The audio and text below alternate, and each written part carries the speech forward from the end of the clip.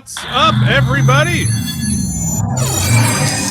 Welcome to Keith and Mike Watch Star Trek Deep Space Nine. I forgot to say Star Trek last week. It was, what are you laughing at already? I have a very simple job. Wait, I hit one button and I hit the other button, and I've done it wrong almost every time. No, if you thought, look, they're in their third episode, they'll get a little better, they'll get a little smoother. No, we won't.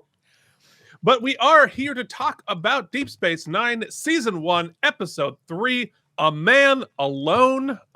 This was actually the second episode shot and was going to be the second episode aired, but it's not. And we're going to tell you all about it. We're going to talk about the episode in depth. Very excited about it. But before we do that, we're going to do the annoying part. Mike, do the annoying part. Well, the annoying part is this. I mean, you asked on the other channel for me to not wear a hat so you could see that I actually had hair, and we do what you ask. But not for long are we just going to do it unsolicited, because we're only going to take orders from those who fund the show. And if you'd like to fund the show, you can be one of those backers by joining us on our Patreon page, whose perks are being developed as we go along. But regardless, for as little as $1 a month, up to as much as you've got to give us, you can help support the channel to offset some of the cost and some of the time that we put into it. Hopefully, you've been enjoying the ride, a little nostalgic trip, either on this show or one of our other shows.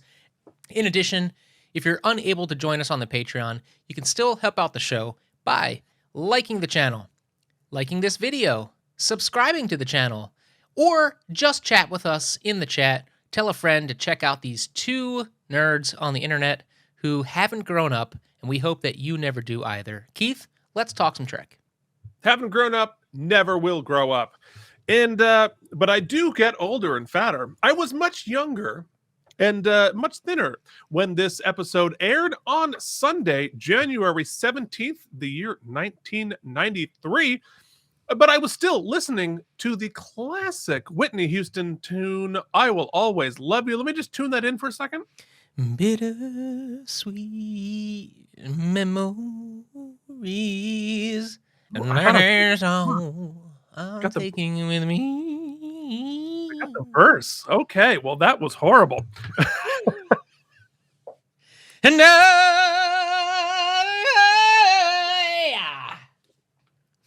Isn't it? It's remarkable that we're both professional musicians. You wouldn't guess. You wouldn't guess. No, you would not. But you would guess that the top movie continued to be Aladdin, which had taken the first spot in the charts 3 out of the last 4 weeks. Gotta steal to eat, gotta eat to live. Tell you all about it when I got the time. Thank you indeed. I can't wait for the musical rendition of the New York Times headline, Iraq refuses to assure safety of inspectors' flights in the South. Do you need some safety? We can guarantee. Wow. All right. Well, I guess I asked for it. You really teed it up. I certainly did. This episode was directed by Paul Lynch, who directed 5 episodes of The Next Generation and 5 of Deep Space Nine. This episode had a teleplay and story by Muggle Pillar and a story by Gerald Sanford. And as we do every week, because it's fun, we're going to give 3 pieces of trivia. Only 3. There's a lot more on the internet if you're interested. And if you have any cool trivia, drop it below in the comments, because I am always delighted to find out things I didn't know in the first place. So this is the first appearance of the character of Rom, despite being in the pilot. But you'll notice his voice and mannerisms have not been established yet. We talked a little bit about last week about trying to figure out your character as you go along. That certainly happened with the character of Rom. He was billed as a pit boss in the pilot, and now in this episode, he's there. It's Max Grodenchik, but it's not really quite Rom yet. This is also the first and last time the Bajorans are referred to as the Bajora. So not only had they not figured out some of the mannerisms, but they didn't even figure out how you referred to the people, the Bajoran people, which are kind of an important thing to figure it out. But so we're still negotiating, but it will eventually be the Bajorans. Okay. And the last piece of trivia, you might actually like this one, Mike, as a Star Wars fan, because when Odo checks Ibudan's activity log, there is a log there for departure from Alderaan spaceport. That's funny. So I know we have a little crossover, a little wink there just on the screen. It's never said, but it's kind of cool. Even though Alderaan doesn't exist anymore, it got blowed up. It did get blowed up, so good thing he departed then, huh? Good point. That's important. So our guest stars included our first appearance of Keiko O'Brien on Deep Space Nine, though of course we knew her well from Star Trek The Next Generation, played by Rosalind Chow. So that is fun. We also have Edward Albert as Zayra. We have Max Grodenchik as Rom, who I mentioned before. And of course, Aaron Eisenberg is back as Nog. Both Keiko, Rom, and Nog are all recurring characters on the show. Not necessarily guest stars, but because they're not in the credits, you're guest stars. So, Mike, are you excited to dive into your third episode of Star Trek The Deep Space Nine? Yeah, totally. I fueled up with some Girl Scout cookies. So I'm High Cal Mike, and let's do this thing. Let's do this. Let's hop over into the theater and talk about our teaser from A Man Alone. We have ourselves a nice CGI ball here. We meet Dax, who is playing with a CGI brain ball while Bashir hits on her. Bashir has no idea what a brain teaser is for some reason, because he's dumb Bashir at this point.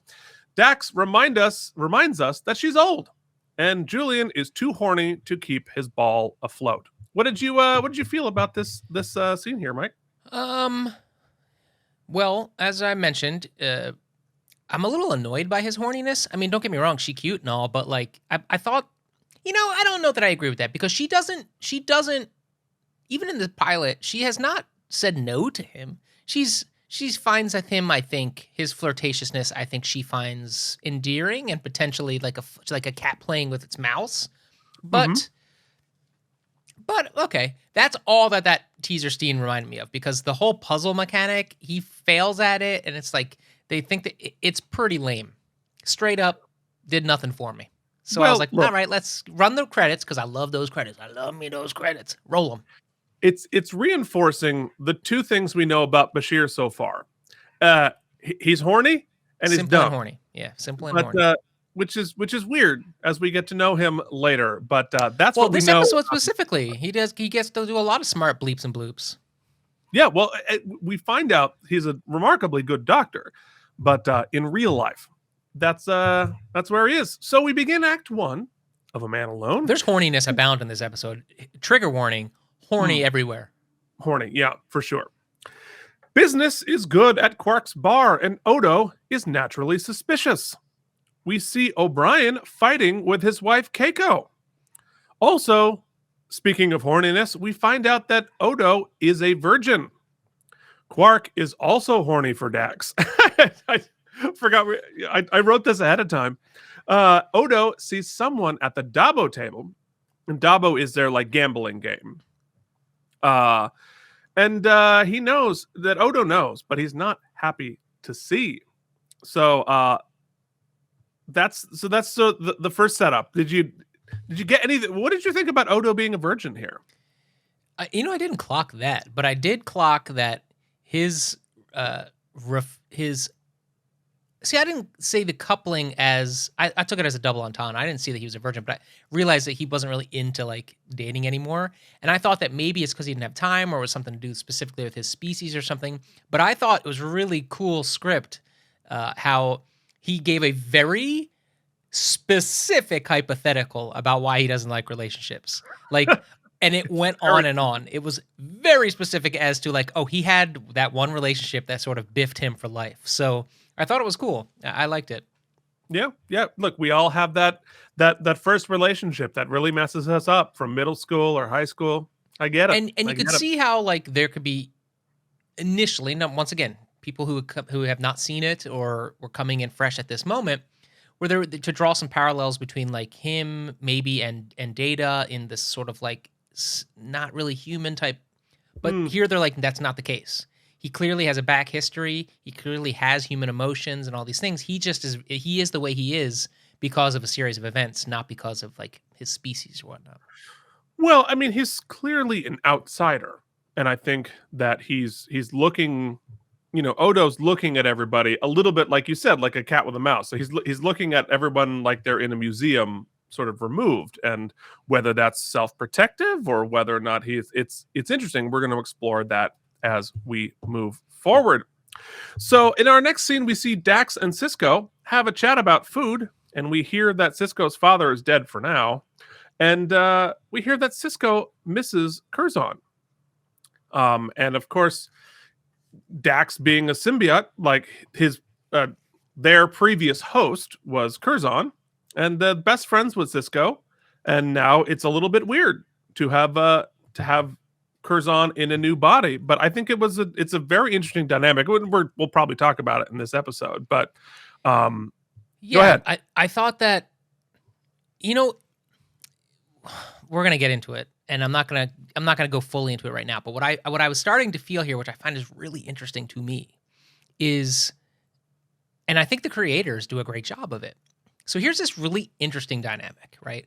This man who is who's sitting right here in for all intents and purposes, who is a mentor to Cisco, and with an aged wisdom, and we know he has that type of respect with him, and also this friendship. But now is in the host body of a very attractive, capable young woman as well. And I don't think that Avery Brooks in any way, shape, or form is explicitly flirting or any of those things. But me as a human with my human experiences and just like the general gender dynamic that I know and understand. That's code for Mike's horny too. You can easily read subtle body language that maybe he is flirting with her, maybe he is attracted to her, maybe that confusing melting pot of emotions is really kind of awkward, as you mentioned, but also super cool. How will that play into their relationship? How will that play into all kinds of stuff? Is there conflict with Bashir? Like what is going to happen? And I don't know anything about the Trill, right? So are they above it? Are they into it? Do they have I'm interested. And I know Keith has mentioned in other shows that he's not particularly into the will they, won't they romantic stuff, but this is pretty compelling. Well, it depends on how well it's written. Yeah. And whether it's a part of the show. And I think Dax's identity, right? Be it which host or which gender or which it's integral to the show, and it's fascinating to watch work through it. And I think that Dax has some wisdom there in the scene where she's like, it feels uncomfortable. I think instead of denying that you're, feel uncomfortable, we just breathe into it and deal with it, because that's, and I think that's just smart and wise from our friend Dax. We're going to get more into it as we go forward, because there's a fascinating allegory here that I don't even know if was intentional or not, but I think it's really cool. All right, so we continue. So O'Brien and Keiko keep fighting, and although we actually don't see Keiko yet, and Odo finds this guy that he doesn't like in Quarks and tries to toss him out, and they get in a fight. And fun fact, we learn here, as Odo says, you have 26 hours to get off of the station, that the station has 26-hour day, not a 24-hour day. That makes a lot of sense. Mike didn't know that. Mike was like, well, that's absurdly specific, Odo, but okay. Well, but, and that speaks to, we have plenty of like ethnocentric or American-centric things that we assume everyone's on the same way. And like, why would we assume that our solar system, not even our solar system, but our planet, why would that determine the timing for the entire universe? So there you go. Yeah, 26, not 24. Now we finally hear what O'Brien and Keiko are fighting about. Keiko doesn't have a purpose on the new station. She was a botanist on the Enterprise, and there's nothing here for her to do. And what I said then, and I'll say now, Keith, Yeah. somebody's got to grow that medicinal anxiety relief. I mean, we're missing it, Keiko. Come on. Now that would be a plot twist. I think it would be a pot twist.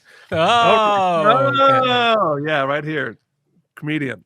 All right, so I mean, it's exactly what they need. Okay, let's keep going. Family friendly show. Our budding humor is not Oh, working that well. Right. So meanwhile, Jake meets Nog for the first time with the fattest popsicle I've ever seen. It's a jum stick, I think. Mm-hmm. Also, we find out Jake has grown about a foot since the pilot.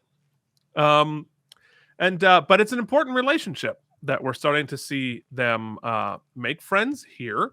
And of course, they're two very different species with two very different backgrounds, and watching them navigate that will be a theme throughout the rest. And almost murder people together. And almost murder people together, for fun. Funsies. But we find out who Odo doesn't like. It's a criminal who was shitty during the occupation. Cisco pulls rank and says Odo can't throw him off the station for no reason. So basically, this guy who Odo doesn't like was kind of collaborating with the Cardassians during the occupation. But he did his time, Keith. He's Bajoran. He did his time, but Odo doesn't trust him as far as he can throw him. I'll put it that far. And then we see our first shots of the holosuite, and lots of zooming in on Avery Brooks because I took a lot of screenshots. So here we are, our first shots of the holosuite. And hashtag horny episode. Hashtag horny episode. So, Mike, if you're not, paying attention at home, the holosuite is basically the holodeck with the, adult filters turned off. Mm-hmm. Although to extra be fair, webbed fingers, please, for my pleasure. Extra, yeah, no. Boo. So on Next Gen, we have the holodeck, right? And we established the holodeck, and everyone who's ever heard of a holodeck, we all know what the first thing you think of, and probably the second, third, and fourth thing you think of. But on Next Gen, it's velour sheets, apparently. Yes, exactly. It's too pure and too sweet, so nobody addresses like what really is going to go down on the holodeck. But guess what? On Deep Space Nine, we're all adults here.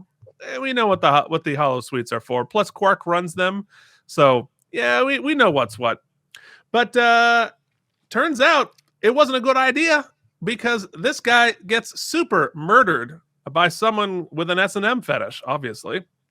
So the geek takes out the guy that Odo doesn't like. So, and that is the end of our Act 1. Mike, what are you feeling so far in this episode?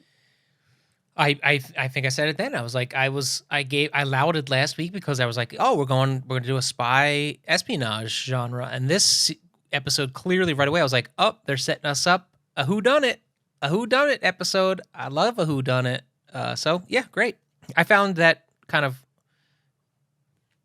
also because they had really kind of gone hard with the Odo doesn't like this guy and he goes to the commander. So I was like, okay, clearly a frame job. Already called that out. So I was like, how can they make it more interesting and not so by the numbers? Let's see. All right. So at the beginning of Act 2, Jake and Nog are clearly up to no good. And we also see that Ferengis either have blue fingernails or Nog has delightful blue polish. Tough to say. And we see that Jedzia... Who plays Nog? Aaron Eisenberg. I feel bad, man. You have to act opposite Jake, who just gets to roll in, throw on his jumper, and go to work. And you got to go sit in that chair forever. Oh, my God. Yeah. Well, when we're all done, Mike, you're going to have to watch the Deep Space Nine documentary and hear from Aaron about his experiences on this because dude really loved this. All right. So we continue with Jadzia telling Bashir that Trills don't have romantic relationships. As you mentioned before, this is either a canonical thing that changes severely, spoiler alert, or she's inventing a girlfriend who lives in Canada to get Bashir to leave her alone. And I could believe either one. So But she's do very. trills have or does the actual like being have a gender? I don't think so. No. So their And gender, so, they're so agender. they're gender. Yeah, they're gender neutral, I guess, and assume the gender of the host. So Okay. at least in terms of pronouns, Jadzia does refer to herself as a she/her, and but Curzon was he/him.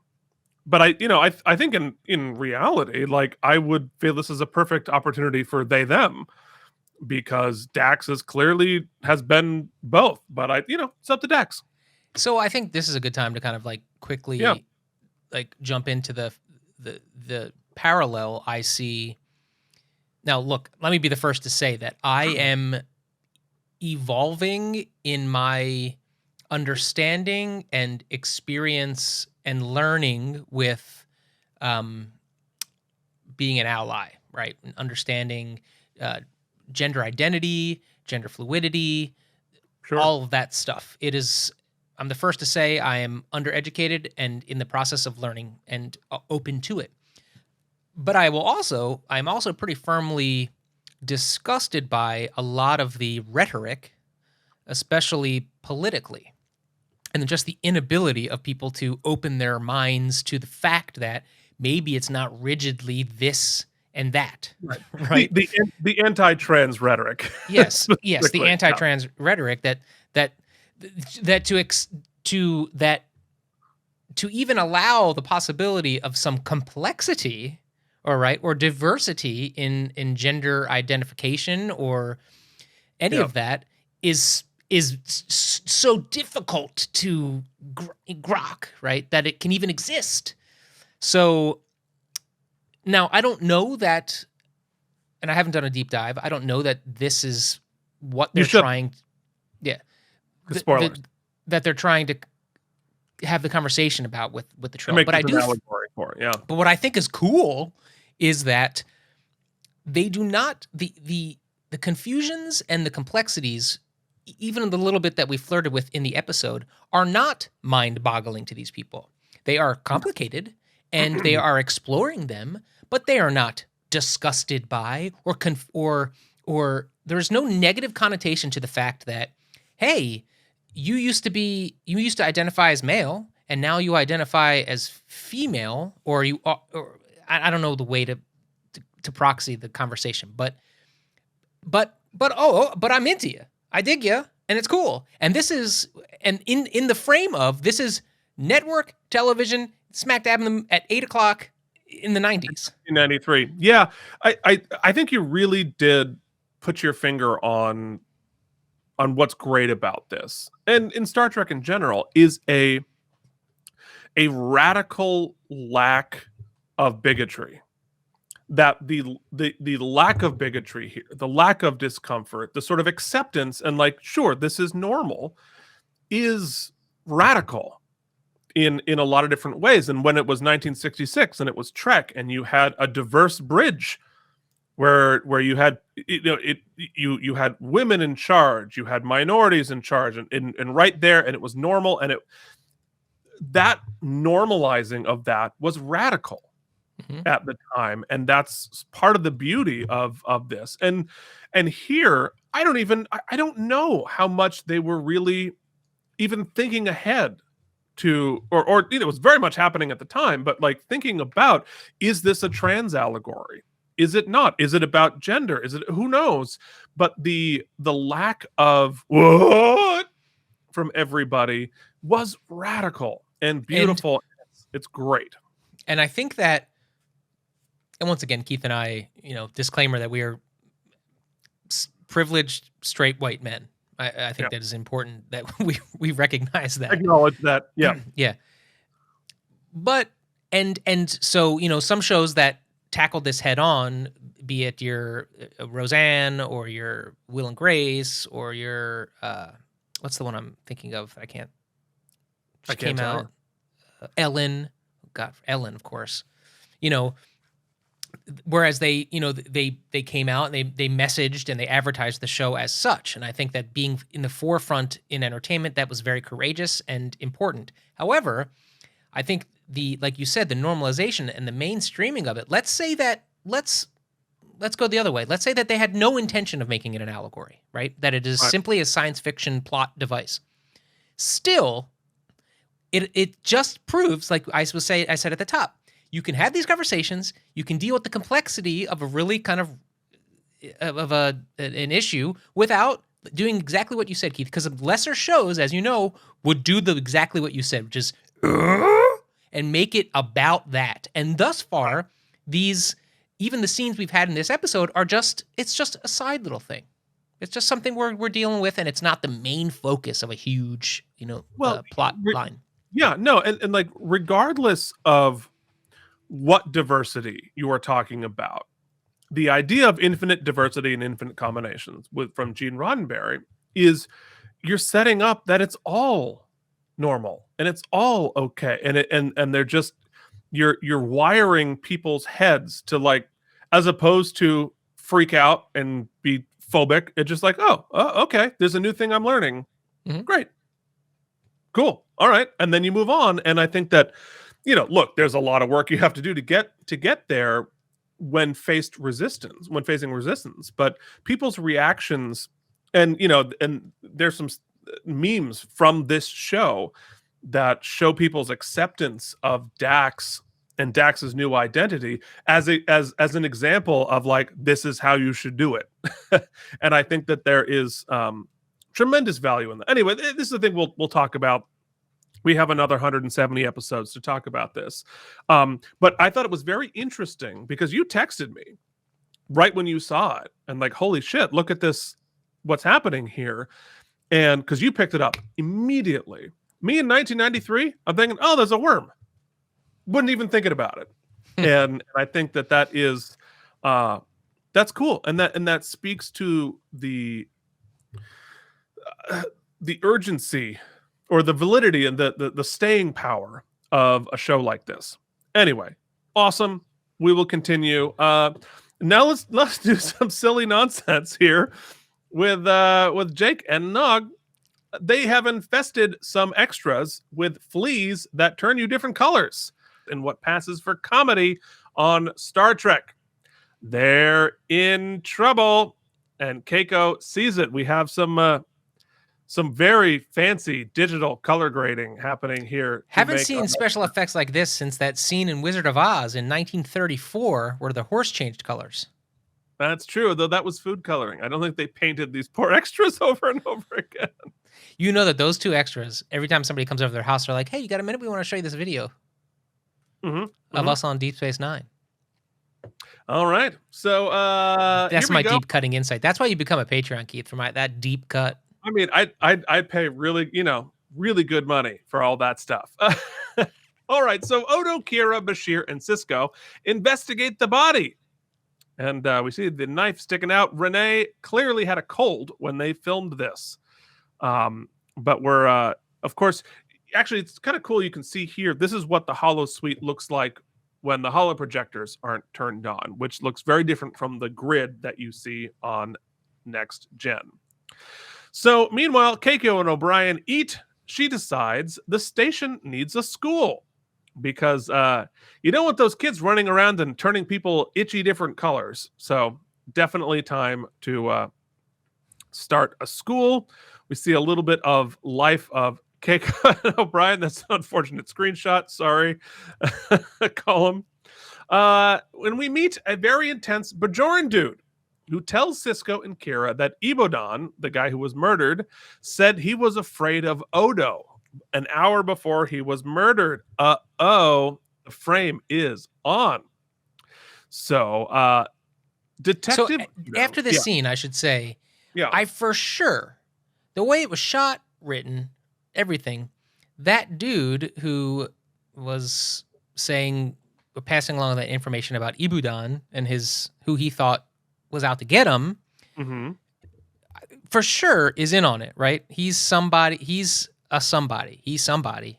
He's Mhm. featured like he's somebody. He's We're going all to be somebody important. to somebody. But I find that comes back to be a wet fart later. But we'll It get there. doesn't really pay off. But yeah, we'll get there. So Detective Odo goes on to Ibadan's ship and investigates his files. He apparently keeps a very tight and very well recorded schedule. Did you keep a schedule this tight, Mike? So we're secure for departure. We're departing from Alderaan Spaceport, a lifeboat drill, and then he's got a lunch meeting. He's got tennis on holodeck 2. I'm surprised the transport ship that he's on, has a holodeck. Then dinner, and then a ship's concert. That's definitely a reference to Next Gen and the endless concerts on the ship. And so the next day, he's got a subspace teleconference on Zoom, early before Zoom, meeting with Zaro. He's got lunch, tennis again. Dude loves tennis. Then arrival at Deep Space Nine, which is bolded so that we can see it, even though why would it be bolded? And he's going to go shopping on the promenade. But on the third one, he's got a meeting with Odo, also bolded. So I don't know who this dude is, but he keeps a very tight schedule for us to see here on what Wait, was did we clearly skip past the whole beat where they're going to start a school? Yeah, we mentioned it. Okay, yeah, I guess that's all I need is a mention because it's important that she's like, you know what, I need a life's work. I'm not a teacher, but you know what I need to do? I need to be a teacher because Need to be a teacher. Ichiban powder. Well, look, she's a mom, so and they have a daughter, so I understand thinking through it, but yes, Yeah, then maybe I should homeschool my kid versus I'm going to start a school on the Deep Space Nine. Well, she's got look, you need to homeschool your kid, and you might as well just have the other kids there. It makes sense in a Star Trek way. So Keiko meets with Cisco and asks to set up a school. And Cisco is 100% on board, but also super racist towards Ferengi, saying, I don't want my son hanging out with their kind. So that's not great, but we'll address it. And we can see a little bit of Cisco's quarters. They clearly put a carpet down, got some nice chairs, upgraded from the pilot. Although they don't have anything on the walls or any other furniture, they just have those 3 chairs. That is all that's in the quarters. But they're working on it, okay? They're working on it. So in the investigation, we find out there was no DNA in the holosuite other than Ibodan's.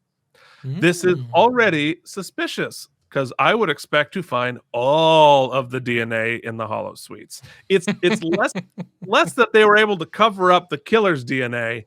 How the hell did they deep clean? Well, because Keith, they didn't run the blacklight test. That's the problem. Yeah, that would make sense. That would make the sense. So Odo immediately realizes that the only person who could have killed him would be someone who can sneak through the cracks in the door, i.e., someone who can become goo. So are you feeling here? Is it clear to you that he's being framed, or are you wondering like, does this turn out to be a bad guy after all? No, in no way, shape, or form did I think he was a bad guy. 2 things I want to point out. One, I thought it was cool, and I thought it showed a combination of his intellect and his integrity that he clearly was like, look, I'm just going to say what we're all thinking. The only person who would be able to do that is a shapeshifter like me. I think he was recognizing he was being framed and was bringing it up. He also had a great line earlier that made me laugh because they were like, where was everybody at 9 o'clock or whatever? And he was like, well, it turns out I was I need to regenerate every 9 hours. And so I was in a pail. I was, what did he say? I was resting in a pail in the back of my room. And I was like, that's hysterical that he's so utilitarian that he just literally has a freaking bucket in the back corner and just like goos into it. That's crazy. No, that's exactly right. Although it's every 18 hours, but yes. But that is both sort of a funny little punchline, but also a very important thing in learning about his species, and will of course be a plot point later. But interesting that they were able to introduce it this early. This is a thing. I will plant the seed here, though. Remind me, because I'll forget. him being so upfront about his gooing, or his the ability, the only recognizing he's being framed and the only person in there could be a shapeshifter, blah blah blah, Right. does lead to sort of like a wormhole-ian plot, not a plot hole / something I'm a little interesting about in an upcoming scene when Cisco is like, yo, I gotta relieve you. We'll get there. All right. Well, to be continued. Boy, you're just teasing up later in the episode.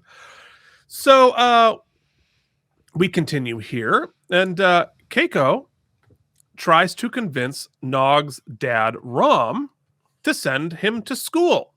It's jarring to see Rom's affectations before the character becomes more established. Also, the Ferengis are crazy sexist. This will also be important moving forward. What did you think about sort of seeing Nog and seeing how the Ferengis interacted?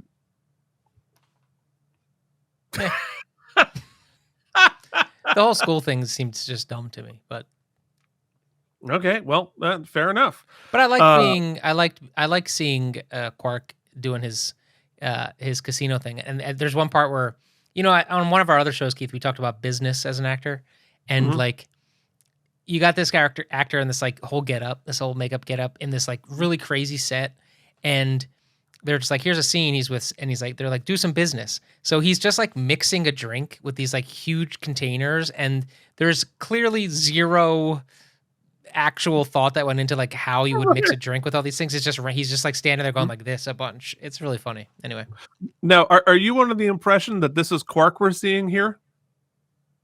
It's not. Oh, that's the pit boss guy. Oh, interesting. Yeah. Oh, missed it totally. That's Rom?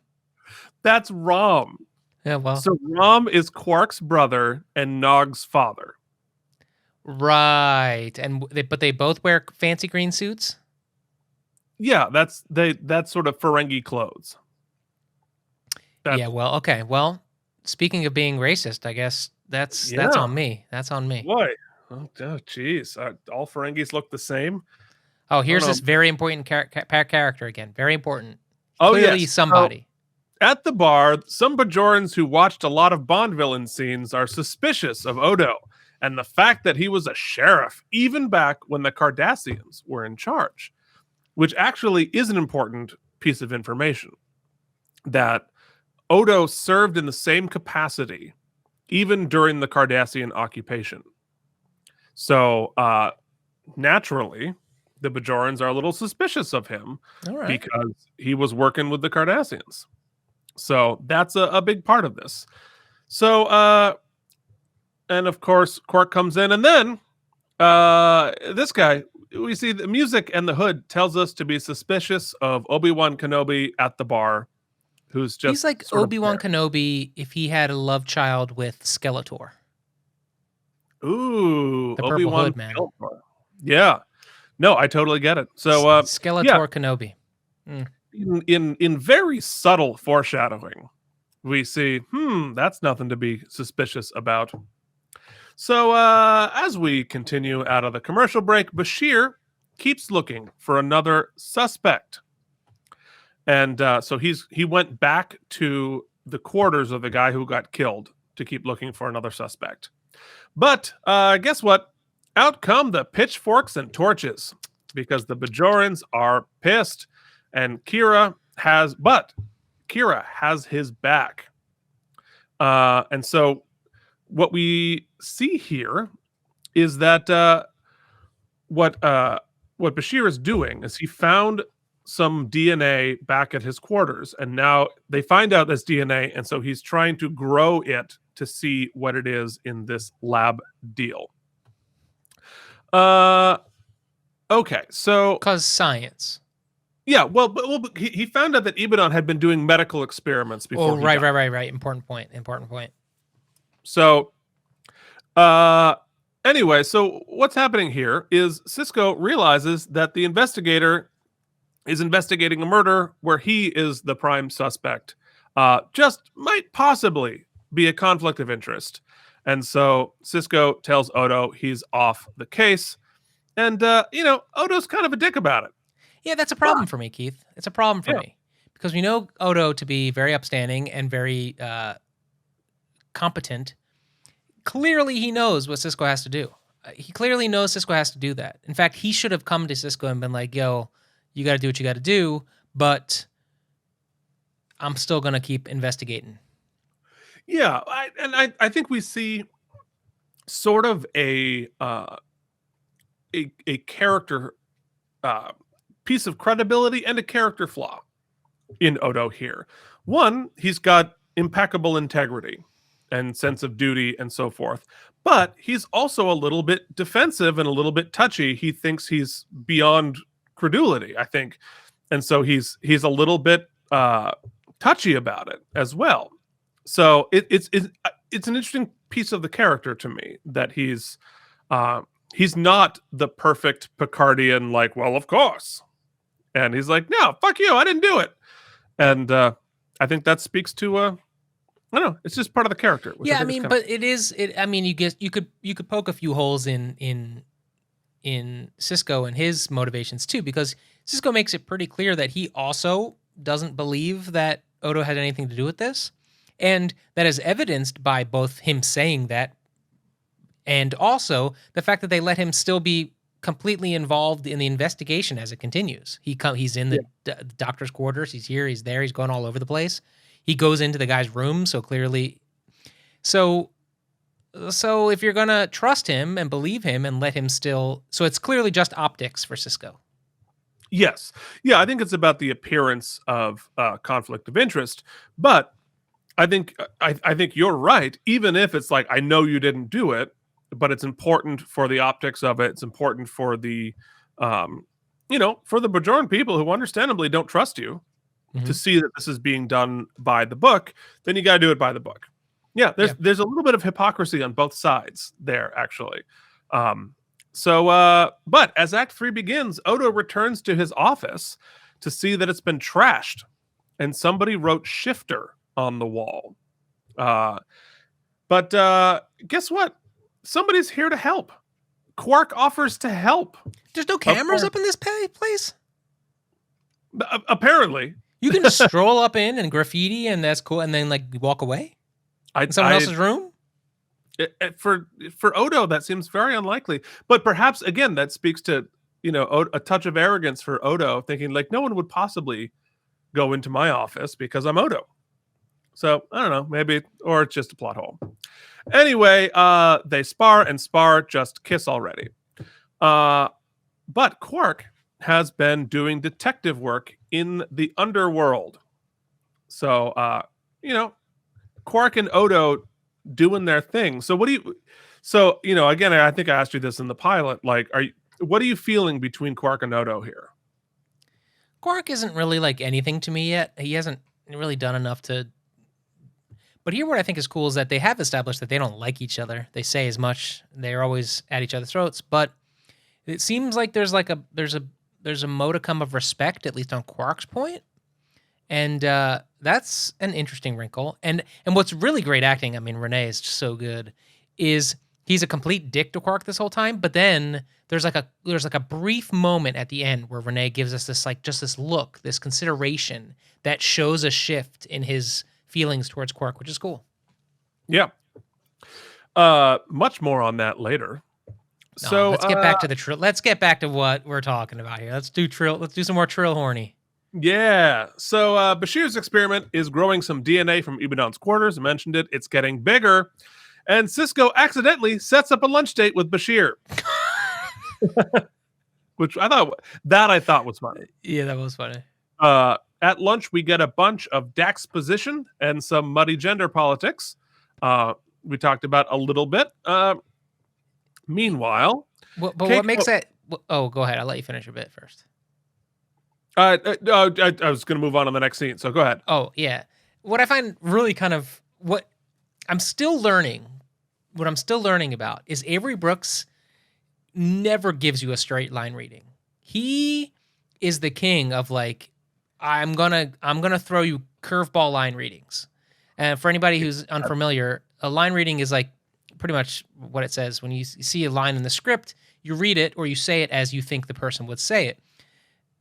Avery Brooks doesn't do that all the time, though. He gives you interesting line reads, and they use a lot of them. They do.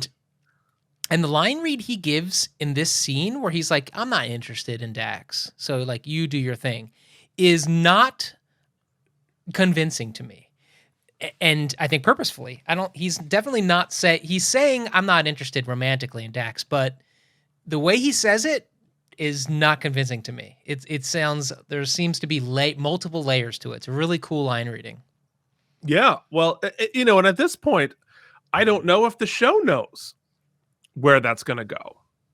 And also some of the memories he has with the previous host, Curzon, that is even further muddies the water, right? Because they did some they got sexy stuff. Yeah, for sure. Yeah. I mean, and that's an interesting exploration of how your experiences shape your identity, but your identity can change. It's a lot of stuff going on there. And the relationship between Curzon and Sisko is always. So you've met Curzon before, outside of that like scene in the pilot where they're changing hosts. Have I personally? I mean, seen in the universe, in this Trek verse. We are going to we are going to see a little bit more of Curzon moving forward, and we're certainly going to get more about that relationship, for sure. So that will be interesting.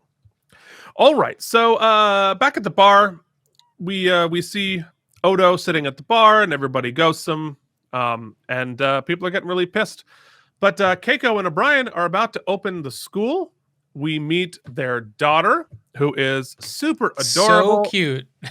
So adorable. Maybe not quite ready for the AlamarEmmys, but super cute. Then also a little young for school, maybe? No, they say she's going to be in school in a couple of years. Oh, okay. But O'Brien brings her a teacher's bell as a gift, which is kind of sweet. Yes, clearly the Deep Space Nine is as well funded as our public schools. Exactly.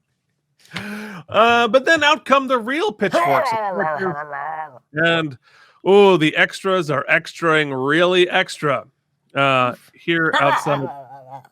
Yeah, it wasn't the greatest extra work. Guys, I'll stand there. Nobody move. Nobody even make a facial gesture. Just kind of be there. No, and I gotta say, I love Star Trek so much. Their like crowd extra work is usually atrocious, and it continues this way. Also, Morn is there for some reason, who is the sort of alien creature there, and you saw his action figure. This. Over 7 seasons, we don't get a lot of information about Morn. In fact, one of the gags is he never says a word the entire run of the series. No, but he likes an angry mob. He's in. This feels out of character for the Morn we get to know later. But again, we hadn't established this kind of stuff. All right. So, we've got extras. And back in Act 4, we see that... Bashir and Dax discover that the bowl of goo is, well, I'll get to you later. I'm not going to tell you what it's going to be. But it's gross looking, though. That is for sure. It's definitely something organic. So the crowd gets all nuts, and they start smashing things. They throw a future brick, which you can see in the screenshot here, which you can't really see, but I happen to catch the frame. It's a future brick. It's a fancy, it's got some vents. Got vents to it, and we see our buddy Obi-Wan back there. We see the goo getting bigger. The crowd goes all nuts. Sisko gives a Picard speech about the search for true justice, as you would expect, and Bashir announces that the so we have some. Oh yes, here's the crowd gets nuts. We have a phaser into the ceiling, which is probably not a good idea. But Bashir, looking very happy and sassy here in this picture, announces that it's a clone. Ugh. And that Ibodan killed his own clone to fake his death and frame Odo. So Yeah, so that's what happened. So you did his clock all clone, did you think his clone was also a bad guy? And like, or did he convince him of the plan? Or did he not even know about it and he just like sent him on the ship? Like what? You know what I mean? Well, we have a segment called "Wormholes in the Plot." Mhm. That maybe I might ask some of those questions Because myself. they established later pretty firmly that like in a couple days this clone is going to be just like a new member of the Bajoran Right, a nation. fully sentient person. Yeah, so like what I don't know. That it's murky, but it's a cool science fiction idea. I like it. And I kind of, I don't want to say it was like totally obvious. You had an idea of where it was going, but it was cool nonetheless.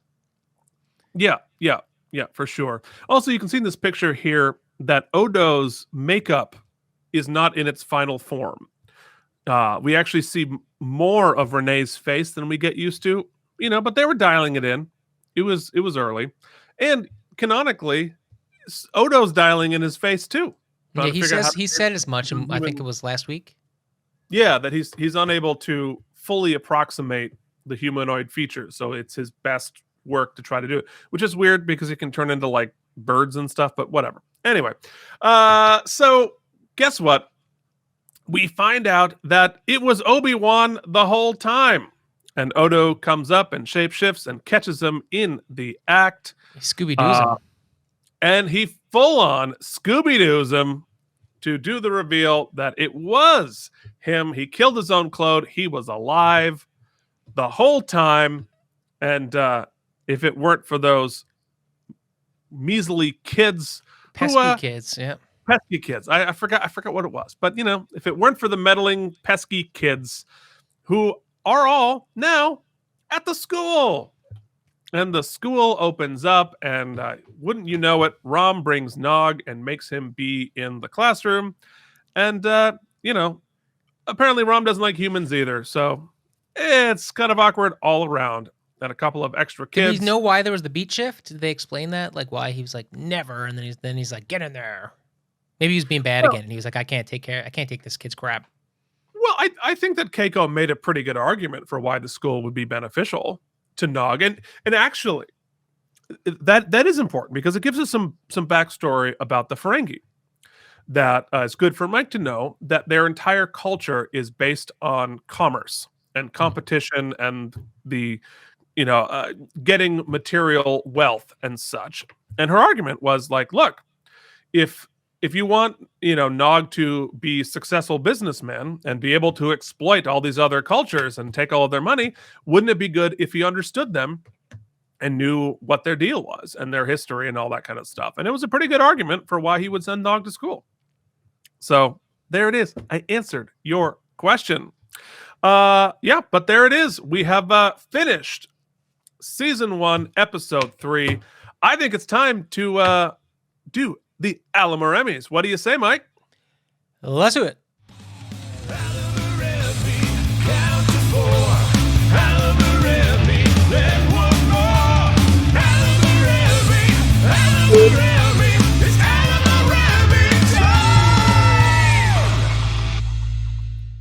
Okay, here we are in our little after show.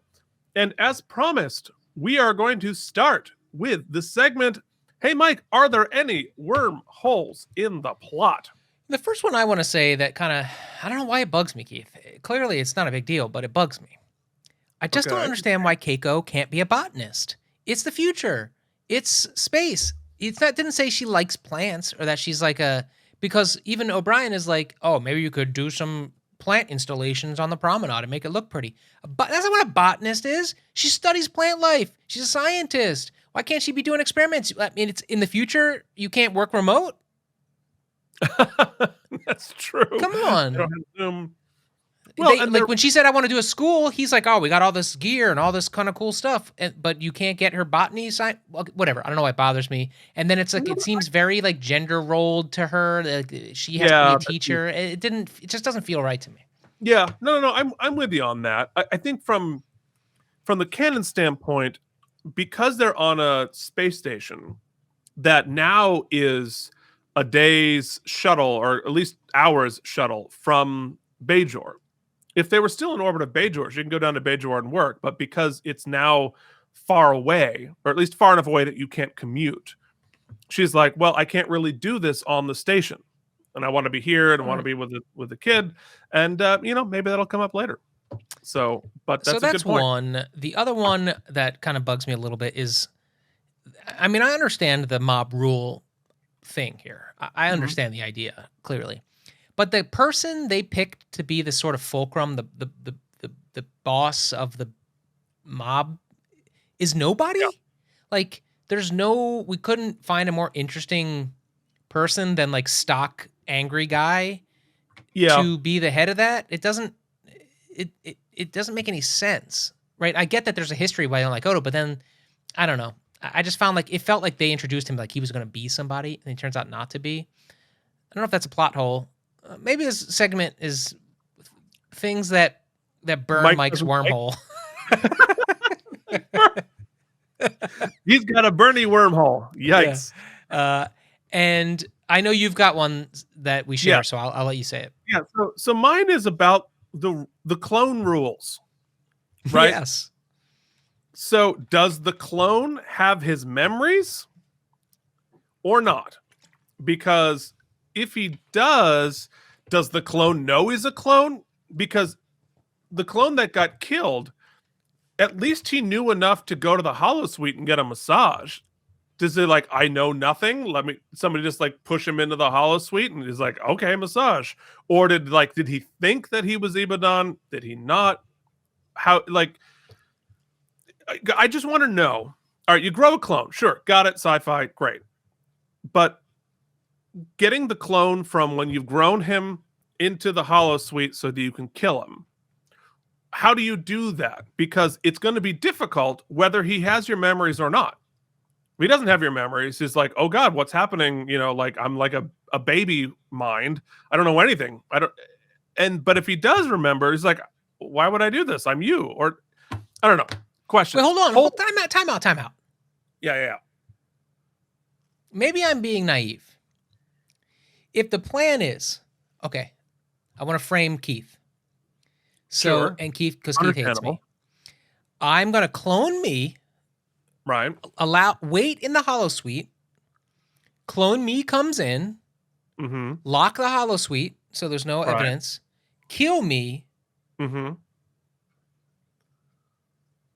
Where do I go? The holosuite never opened again, they said. I'm still the murderer. I'm still in the room. Holy shit. I hadn't even thought about that. So the whole clone thing is moot because I'm still the murderer and I'm still in the room. That's an even bigger plot wormhole in the plot. I mean, the big thing was nobody entered or exited the room after it closed. Right. So where'd the masseuse go? And also, where did I go? Well, the masseuse was holographic. Oh. That we Okay. Okay. But where'd I go? Guys, did we miss something? If you have an answer to this, leave it in the comments below, because other than that, I think Mike just broke this whole episode. It's broken now. It's all broken. It wasn't perfect. The general conceit, because it's really cool broken. They had to clone him, but then, like, who cares? I'm still there. Right. He's still like, I'm not here. Also, the murder. Sorry, I've put it up. But also, if I'm going to murder myself and I'm worried about DNA, why am I wearing gloves? It's just my DNA on the knife. They're not another. Yeah, right. There's no reason to like. So that's just like a red herring. That was like his geek outfit. That's my murdering. So somebody in like hooded guy would have wearing big rubber gloves would have had to be stalking through the ship. Right. And also, last plot hole. Mm-hmm. They added the extra wrinkle. I don't think they needed to do of like. I think they're trying to. They hit us over the head a little bit too much about like, oh, Odo's man alone, with the graffiti in his room and stuff. Like clearly, if somebody had trashed his room, but I guess that wasn't necessarily murderer guy. That could have been any of the angry mob. So. Oh no, I think we're to believe that was the mob, and that because he was different. There, I mean, that's sort of like a Frankenstein mob. You know, we get into. We'll talk about this more when we get into the rating, but you know, I do understand that in 45 minutes you have to truncate some things, right? You have to sometimes you have to go broad to kind of shorthand an idea. So I get that. But there was just a few ideas. The mob rule thing this episode was a little heavy-handed and a little. It would have been served by a little more nuance, I think. Yeah. Yeah. Well, I completely agree. Well, we just talked a lot about what we didn't like. Let's talk about what we did like. Mike, what was your favorite moment? I actually think, there's a lot of good moments. Well, I'll pick a kind of rando one. I think all of the stuff they did with Brazier being sort of the like Brazier. How do you say his name now? Dr. Brazier. Dr. Brazier. I feel like he. Brazier? Let me be very clear. Bashir.